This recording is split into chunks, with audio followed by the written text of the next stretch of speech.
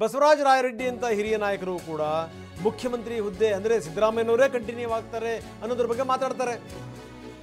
ಇನ್ನು 2 ವರ್ಷ 10 ತಿಂಗಳು ಸಿದ್ದರಾಮಯ್ಯನವರೇ CM ಅಂತ ಹೇಳಿದ್ದಾರೆ ಬಸವರಾಜ ರಾಯರೆಡ್ಡಿ. ನಾವೆಲ್ಲ ಶಾಸಕರು ಅವ್ರನ್ನ 5 ವರ್ಷಕ್ಕೆ ನಾವು ಆಯ್ಕೆ ಮಾಡಿದ್ದೀವಿ, ಅರ್ಧಂಬರ್ಧಕ್ಕಲ್ಲ. ಇದು ಬಸವರಾಜ ರಾಯರೆಡ್ಡಿ ಹೇಳಿದಂಥ ಮಾತು. ಬನ್ನಿ ಬಸವರಾಜ್ ಏನು ಹೇಳಿದ್ರು ನೋಡೋಣ. ರಾಜ್ಯದಲ್ಲಿ ಯಾವುದೇ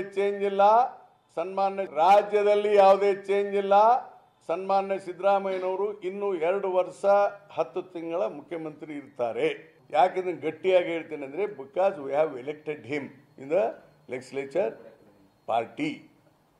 ಯಾವುದೇ ಪಕ್ಷ ಚೇಂಜ್ ಮಾಡಬೇಕಾದ್ರೆ ಪಾರ್ಟಿ ಹೈಕಮಾಂಡು ಶಾಸಕರ ಅಭಿಪ್ರಾಯವನ್ನು ಪಡೆದು ತೀರ್ಮಾನವನ್ನು ತೆಗೆದುಕೊಳ್ತದೆ. ಆ ಪರಿಸ್ಥಿತಿ ಉದ್ಭವಿಸಲಿಲ್ಲ ಅಂತ ಈಗ ಆಲ್ರೆಡಿ ಹೇಳಿಬಿಟ್ಟಿದ್ದಾರೆ.